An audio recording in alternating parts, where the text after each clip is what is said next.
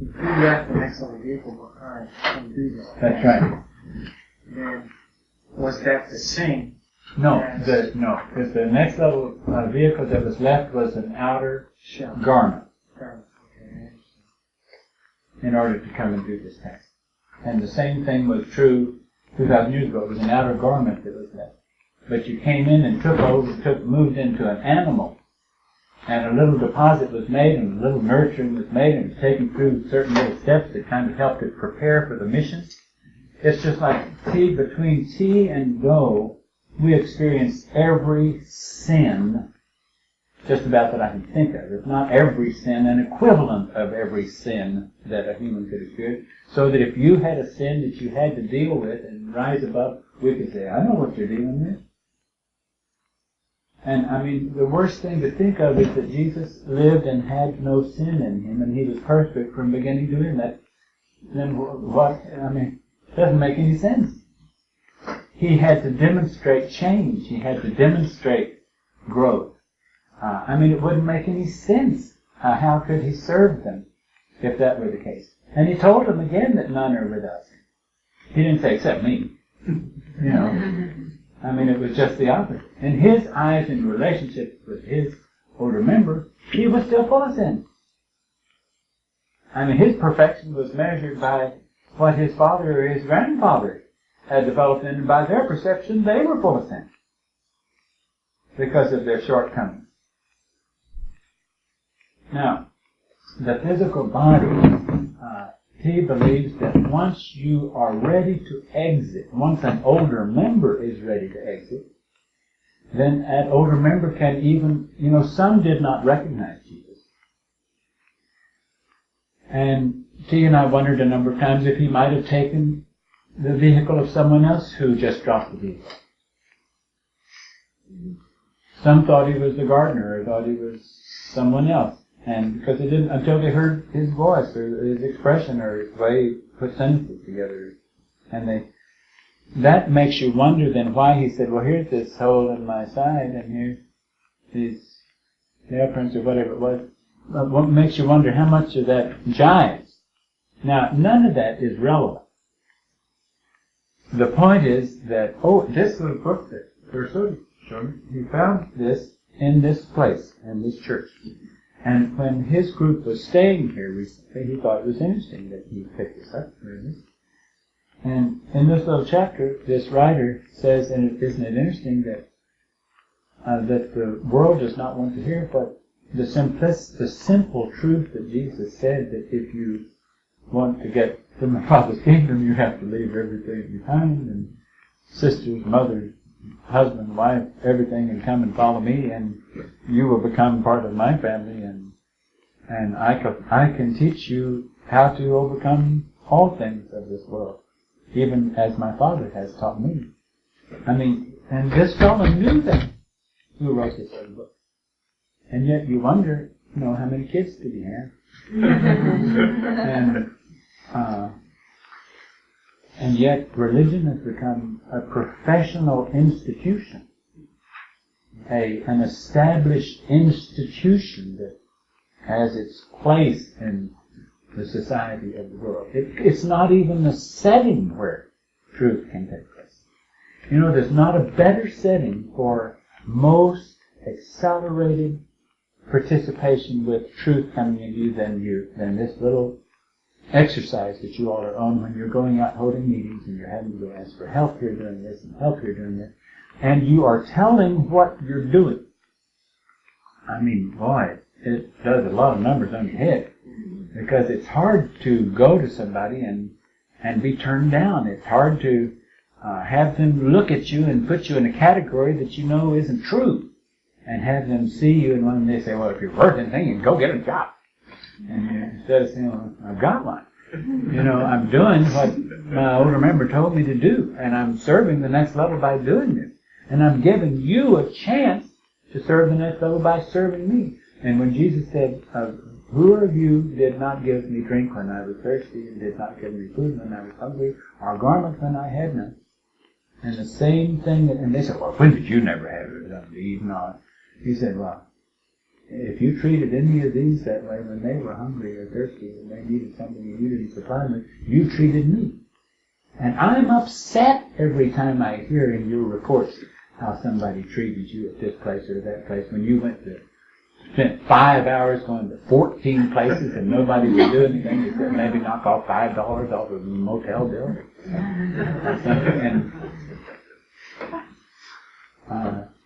But the experience that you're getting by doing that kind of thing, and from a practical point of view, we could not, and everything would be destroyed if you went out to do what you were doing all prepaid.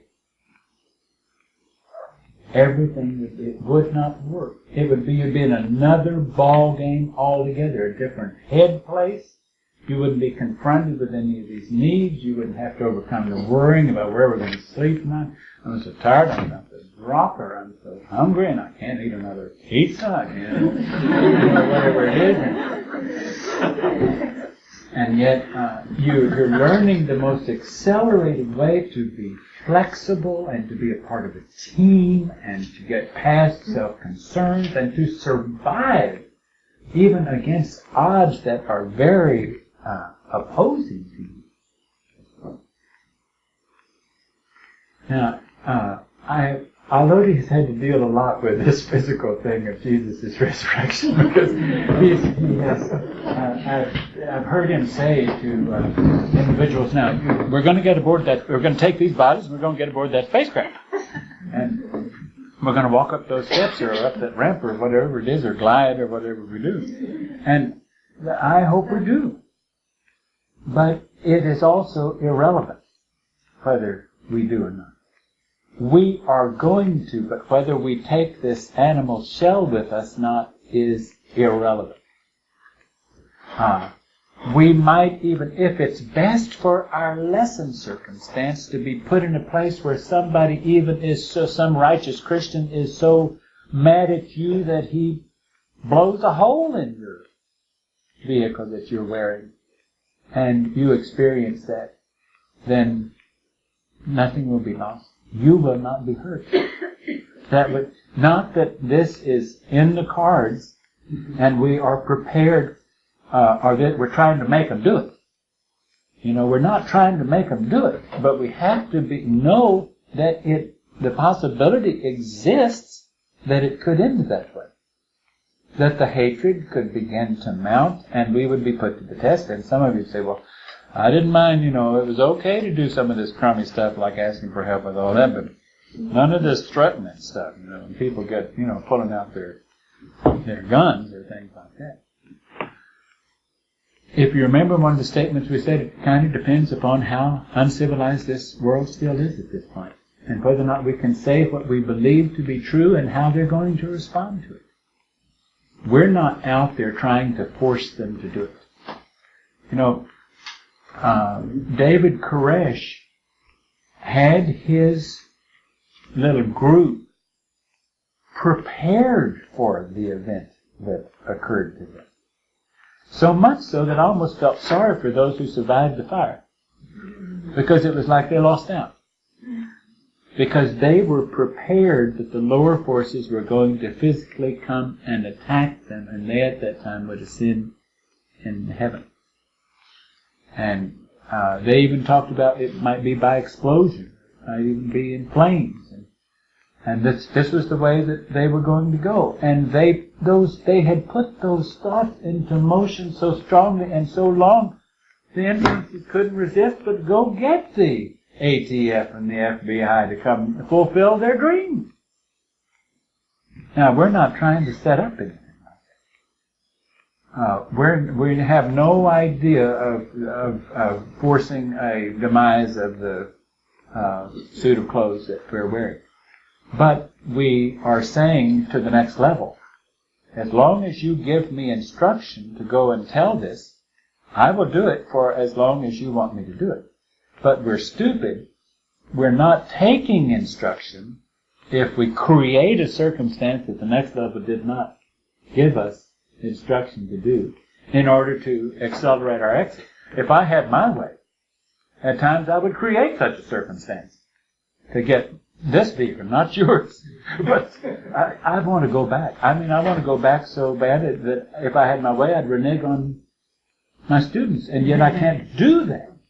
I mean, I am obligated to give everything that I can give to you for as long as T sees fit for me to be here, even though I must admit that part of what I deal with is wanting to accelerate that departure and get the heck out here. I hate this place. And maybe you haven't grown to hate this place as much as I hate this place, but I hate this place. A question?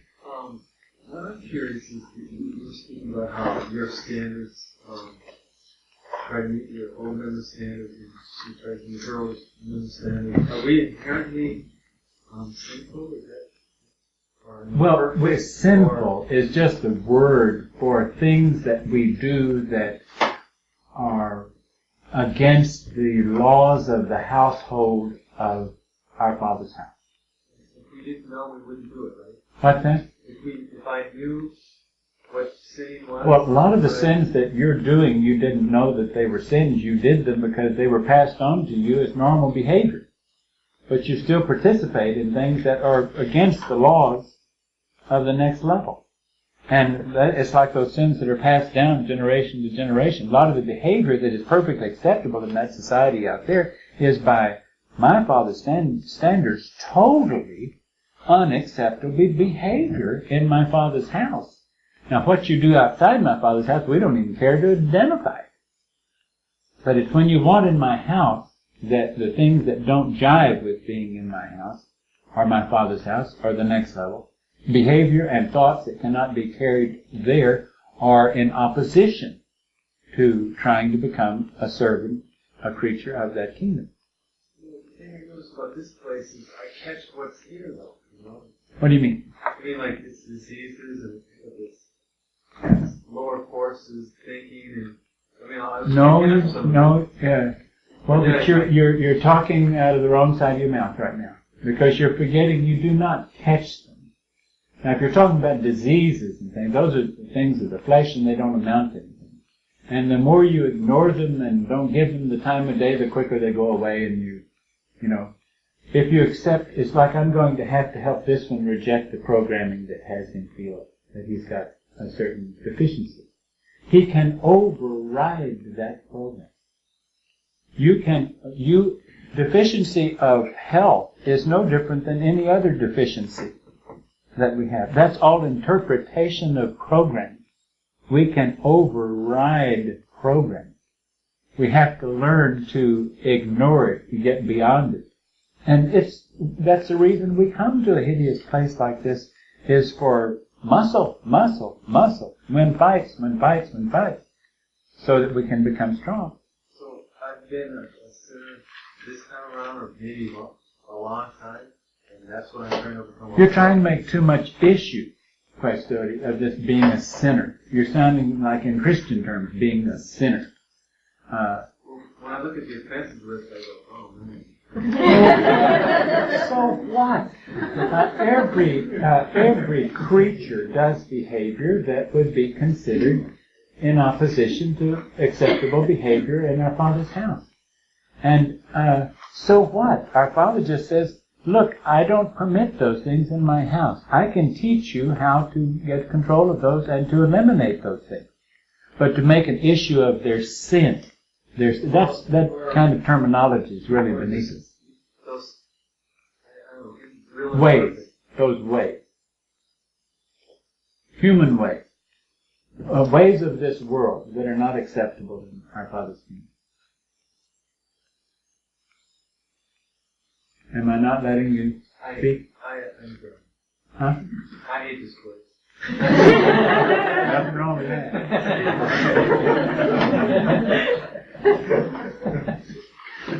Okay. It's not a place that I'm hearing is good to see, but are not those things that we are overcoming all according to our perception and degrees of our control? In other words, we could have something on a offense list if someone depending on where you're coming from, it's like irritability. Say irritability. I've had to deal with irritability. My tolerance for irritability needs to change and improve. So even by old standard, several years ago, irritability, the kind of irritability I was tolerant or permissive of, is now it's catching it before it even gets to the thought. You know what I'm saying? But yet it's still on my list, and it's irritability, and it's major if I'm letting it start to come out right now. Whereas some time ago I give into it and participate in it and let it go on.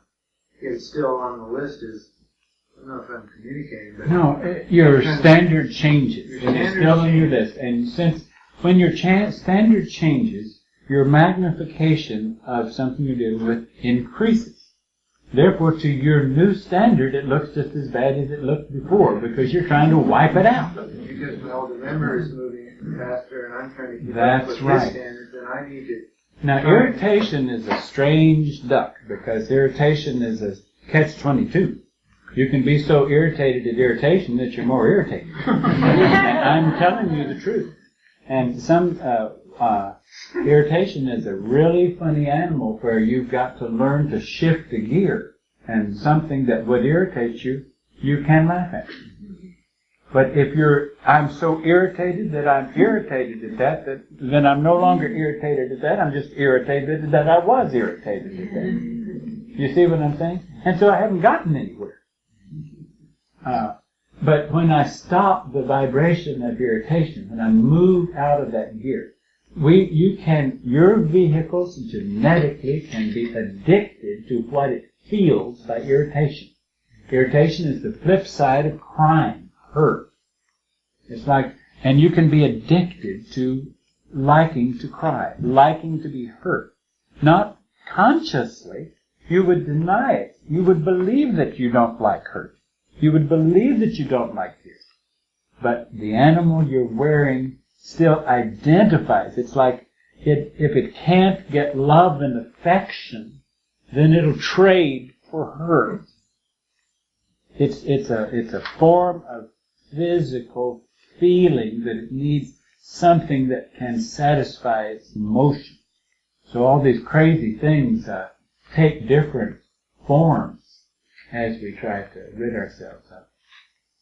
But identifying with hurt and pain and suffering is a very, we've seen it so much as a common characteristic that genetically can be habit addicted. Just almost impossible to let go of, because if I let go of it, I feel like I'm a non-feeling person. I've become stone, cold as stone. Something's wrong with me. I don't have feelings. No, you have a higher feeling. You have a higher meaning to expression, a different way to interpret it. Yes, Rick. When you put the spotlight on me a little bit ago, okay. I just wanted to expose, I felt my horse starting to buck at that. I just want you to know that I'm really happy to have you put the spotlight on this horse and on me. And okay. I'm grateful to you grateful that you did that. Well, I'm grateful that you just said what you just said, because he just exposed it, and he followed up his exposure by saying thank you. That I'm grateful that you spotlighted this thing. And this pattern of exposure, and then being able to sincerely say thank you for showing me what needed to be exposed here, that pattern will carry you a long way. If you will keep practicing it. And don't lose sight of it. It will move you fast. I got one other question. Okay? Trying to understand when we go out and we do these tests with for help with something to eat. Do those individuals that respond favorably get any kind of spark, or are they in line for a spark? I do not know if I had to guess, and I don't mind trying to guess, I feel like if they responded very well to you, that they at that time began to be assigned a monitor that watches. And to see what path they're on, and to possibly give them an opportunity. Now, what they do with them at that point, I don't know. They could extract them at extraction day, when everything gets extracted. They could even take the spirits of those who were kindly toward you and put them aside to have them, to give them a further chance. And I said spirit because they really haven't developed what a soul would develop. And you could say, well, I thought a spirit was just an emanation of a vehicle. Yes, but don't forget, when the vehicle's gone, there's the spirit. And the spirit can be, if the next level chooses, they can do whatever they want to. They can put them back into another vehicle. Yes, and and a spirit can also, of its own volition, move into another vehicle. So if a spirit can, of its own volition, move into it can move in and crowd out the space of the spirit that is the emanation of that genetic package. Because it can be stronger.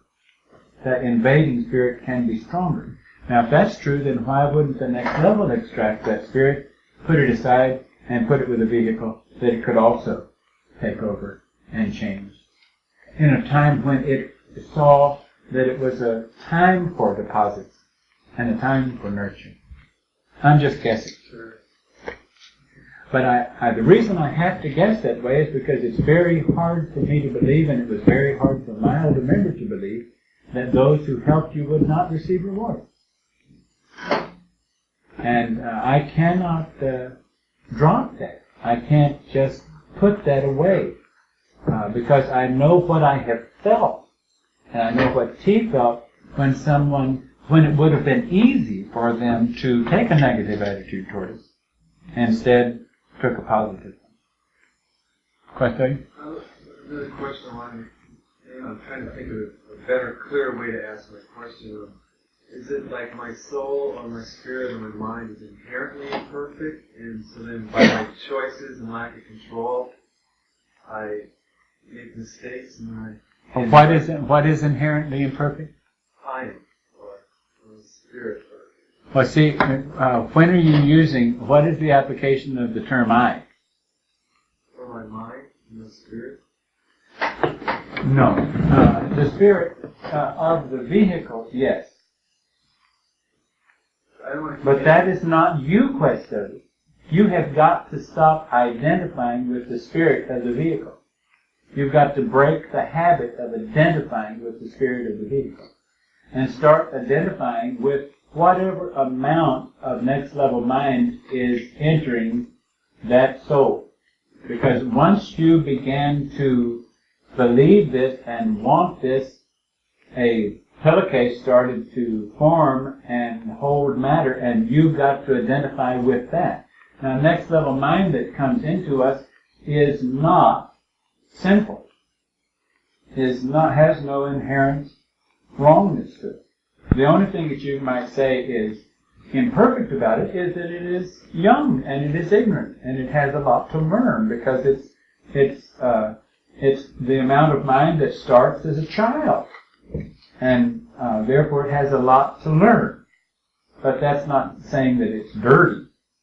It's not. So you've got to identify with the next level mind. Stop identifying with the vehicle or the mind of the vehicle. But I think I'm doing more of that. But it's like But you didn't a moment ago. Because you say, do I have inherent evil in me? If you're using the I term, speaking of the vehicle or the vehicle's mind, then you're identifying with the wrong thing. Maybe that doesn't mean my mind. See, your mind is, if you're speaking of the next level mind that you now possess, and you are identifying with that mind, there is nothing but goodness in it. You're trying to push out the mind of the vehicle that you're wearing. I think that in my own way I'm trying to expose that. I feel really bad about that offense. It's like I'm doing all that stuff. Oh, get on. That's ridiculous. You're playing a game that likes to play that game. That's ridiculous. Don't do that. There is also a mind of the next level that is a mind of the kingdom. It's like a mind of the kingdom, not just a mind that is the amount of mind that's in the individuals of the kingdom. Now there's a mind of this world that on this planet, and that mind has become increasingly evil and wicked and decadent. And that is not just the mind of your vehicle, it is the mind of this world. And the vehicle absorbs that stuff and makes it a part of its mind. But you are learning the techniques of not identifying with that and even aborting all of those thoughts and those characteristics, not participating in the imagery, the thoughts, or the activity that would follow the mind of this world, or the mind of that vehicle. I just had a thought when you said that. All these UFO people talk about some of these aliens having hive mentality. Well, that's what this planet has, is hive mentality. Absolutely. There's no hive mentality like this. You want to talk hive mentality? You go out there and you go out on a Saturday when California people are all out at the ball diamonds and the golf course and the country club and everywhere, and they're so social. And if you aren't social, something is wrong with you. And if being social, because you're all wearing the same clothes and you're all talking the same thing, and you go to the same places, and that's being righteous to do so. And if that isn't hive mentality, I don't know what hive mentality is. You follow what I'm saying? And yet their programming says that they're all individuals. Calpers and I were going down the street, and we saw this pack. It must have been 30 bicyclists, all in the same looking uniform and the same helmet on, and they looked like one bicycle. And I'll bet you if you stopped any one of those cyclists, they would tell you how independent they are and how they are an individual. They are an independent individual. And yet everything they do in the world is a part of a group, a cluster, supported by others who do the same thing. It's ridiculous. There are words spoken, but there comes a time when there's a word spoken that's a living word. It's not affected by anything on the earth, because it affects everything on the earth. Are you telling me or are you asking me? That's what you're doing. Well, don't tell me. Ask me. Well, no, but I'm serious. If I'm your teacher, you have to ask me. No. You follow what I'm saying? You're the living word. Okay, hang on. No, the living word of, okay, let's back up. Let's use the terminology I've been taught. Okay? I like to use the terminology I've been taught. The terminology that makes sense to me is that life begins at the beginning of next level mind, next level information. That is when life begins. So therefore, if you have not received any deposit, you don't even have a place to put life. If you haven't received a little chip that makes a place or makes you look for life, when that deposit is there, you go out looking for life. You don't know what you're looking for, but you're looking for something that the next level calls life. And it's saying that anyone who does not have that has no life. Now that's literal. That means that everybody out there who does not have that is, by next level standards, dead. They're dead. They were never alive. They are not alive. They are, life is identified by the next level when information, and we even talked a little bit in a lesson the other day about how, breathing the breath of life to someone is like when that stuff that's on that breath is actual information. It's like it's more than just programming, it's information. And information about the next level is where life begins. So the more information I have about the next level, the more life I'm taking in. Now, I have the capacity to abort life. I have the capacity to go back and live among the dead. And that sounds stupid. Or to die with the dead. I can kill life. I can abort life. If I choose to, I can go be among the dead again. And in that sense, the words that we speak when we are speaking the truth of the next level is the living word. That is the living word. That is life itself. And it's hard to realize that before that is given to you, you had no life. Now, that which is in your soul that is life, when you receive that, is irrelevant. How long you've had that is irrelevant. You got it. It was given to you. The only thing that's relevant is what are you going to do with it? Do you want more of it? And in order to have more of it, I have to make room for it. The only way I can make room for it is abort dead matter, waste, negativity, waste, mind of this world, images of this world, behavior of this world. Anything that is not pleasing in my Father's house. Now this is literal, we're not talking symbolism. If we were in a craft someplace, and what humans would call a house, and we would call a craft someplace, and you, as a classroom, came into that classroom, there wouldn't be long until I would be singling out certain individuals and saying, I'm sorry, this behavior cannot remain in this craft. It is not permissible. Because you cannot participate in that behavior or even the thoughts of that behavior without contaminating this place. So get busy and decide to stop that behavior, and I will help you. I'll take you through the step. If you have to come and get me out of my bunk in the middle of the night, night after night, I'll sit up with you. I'll do anything to help you if you want to stop that. But that is not permissible in my house. Now, my older member's house, less things are permissible than are permissible in my house. Somebody has to be able to relate to you. So unfortunately, my standards are lower than my older members, even though I'm trying to raise them daily. And I'm trying, but I know that, I hope that this is true, that before coming on this task, my behavior was completely acceptable in my Father's house, and I was intolerant of any behavior that I take you through.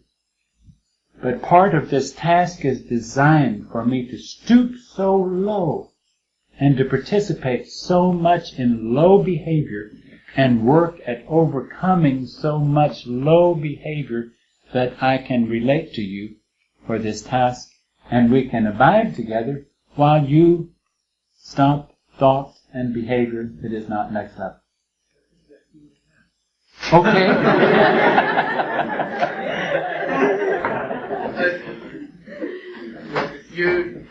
I've heard the crew say over and over, we're only interested in what works.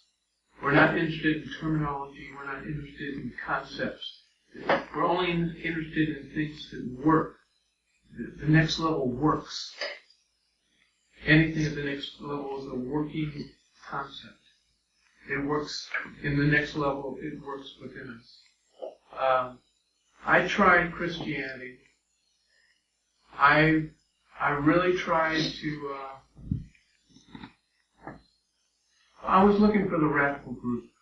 I was looking for Jesus. You know.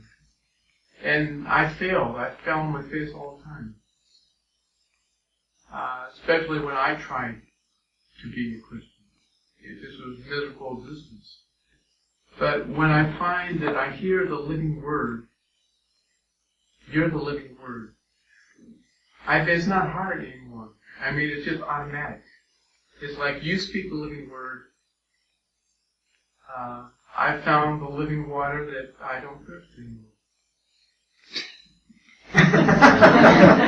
And it's not hard for me to... Okay, but one thing I have to insist on is it did not come from me. Why? It was given to me and it flows through me. It is not mine. It is not mine. Now, as long as I am permitted to be a servant of the next level and let it come through me and let my older member's mind speak through me, and if it can nourish you and put you in touch with life, I'm thrilled to death. I'm thrilled to death personally to be able to be used by the next level in this way.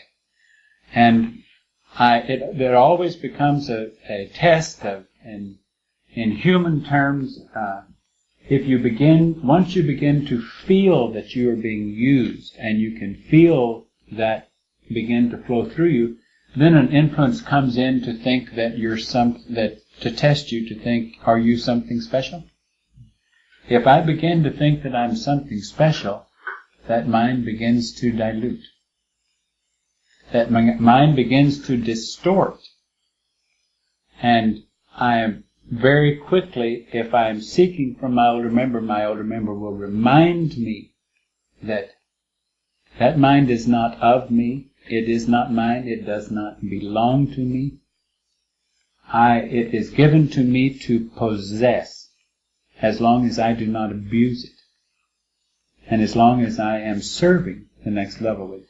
And the same thing with you. The next level mind that is given to you, if you abuse it, if you take advantage of it, if you mock it, and how do you mock it? You mock it by saying that you're thirsty for it, but then on the other hand, you do all kinds of things to prove that your labor is not conquering ways of this world. If in that mind that you're speaking of, there is the power to resist all behavior of this world, and we do not take advantage of that, then why should that mind not be taken from us? Or if we get so big for our pants that we think that we can play tricks on others and on ourselves, we've had people in the classroom who, while in the classroom, would start a relationship with each other. One class member with another class member. It happened and they didn't realize it until it was happening, and suddenly it was happening. And we witnessed that mind being taken from them. And they could not see what they saw before. It was like a lobotomy had occurred. And they didn't know what was going on. And it was like suddenly there was a vacancy there because it was abused.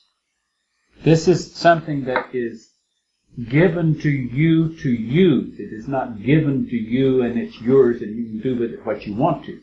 Now, to a degree, there is some that is given to you that you can do what you want to and continue to abuse, and the next level even lets you abuse it.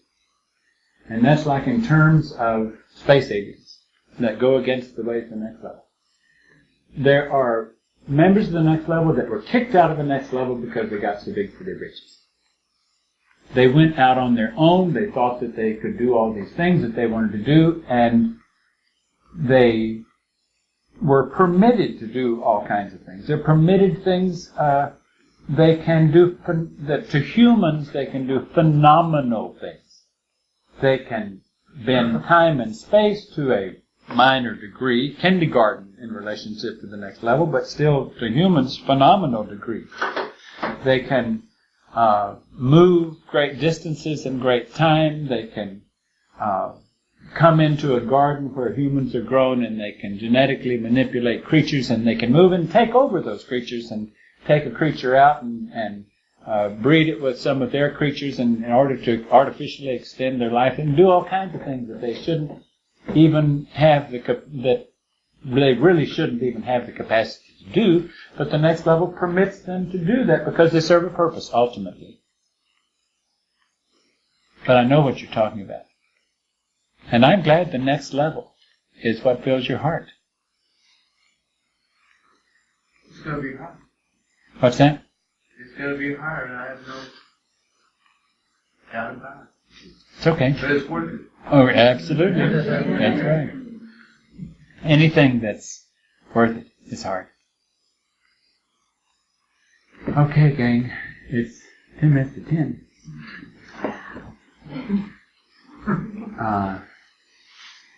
Do you have to be out of this camp at 8 a.m.? Why don't you have an uptime 8 hours after you are in your bunk, and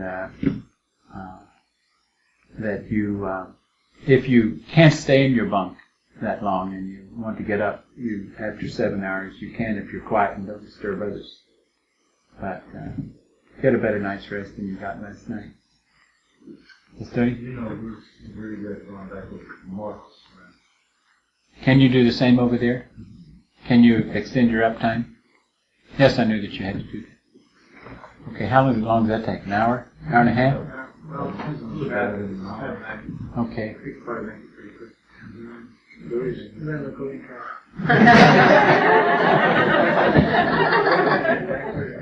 We've had a good session.